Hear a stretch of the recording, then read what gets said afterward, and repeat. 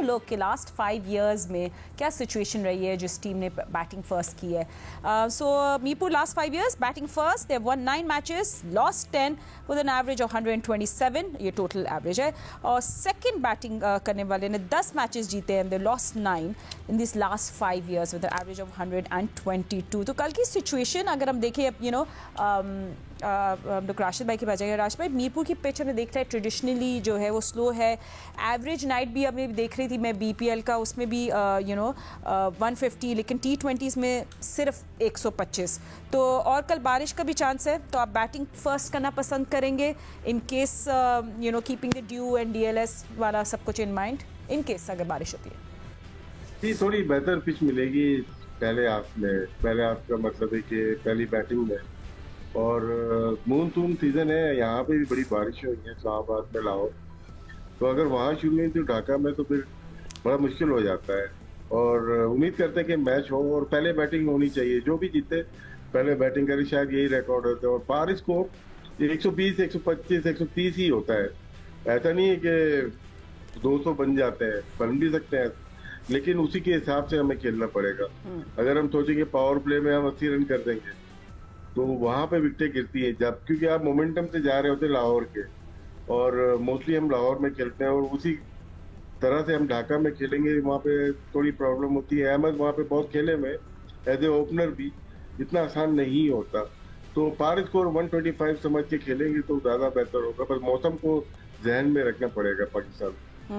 तो बिल्कुल पाकिस्तान की अटैकिंग इंटेंट को दिमाग में रखना पड़ेगा. But Ahmed, I mean, you know, I always मैं कहती हूँ कि अपने अपोनेंट को never underestimate them, never underestimate Bangladesh either.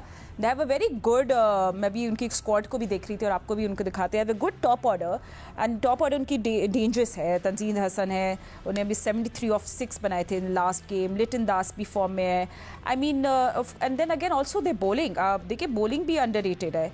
They have this really good bowlers जिनके पास वेरिएशन है एंड वो इम्पैक्ट डालते हैं. So how do you see और रेट एक्चुअली बांग्लादेश टुमारो?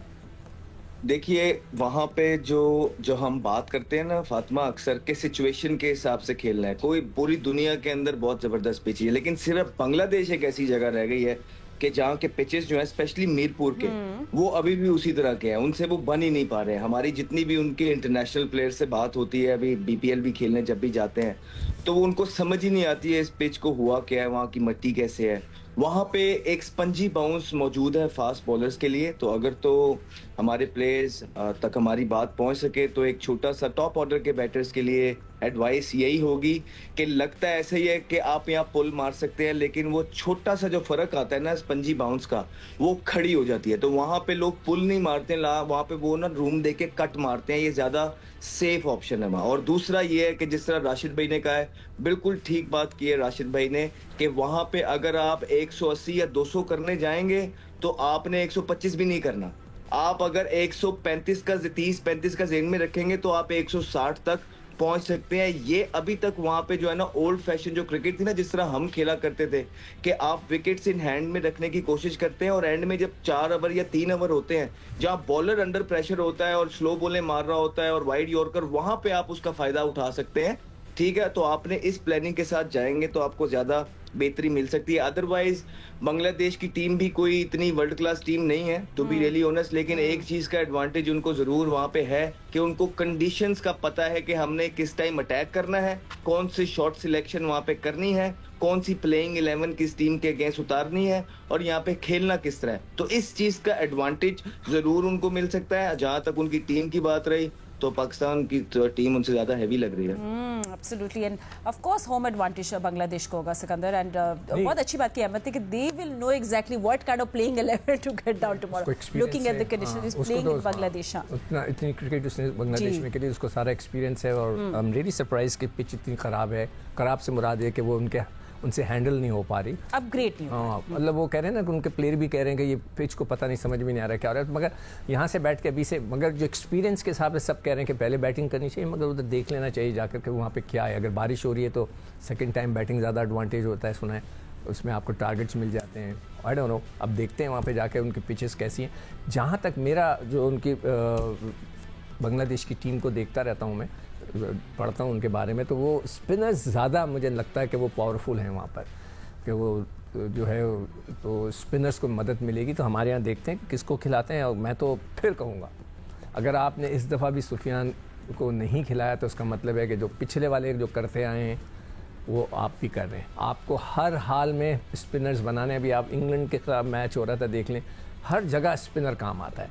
वहाँ पे इंडिया के तरफ वो वॉशिंगटन है, जो सुंदर वॉशिंगटन शायद उसका नाम है, उसने आउट किए।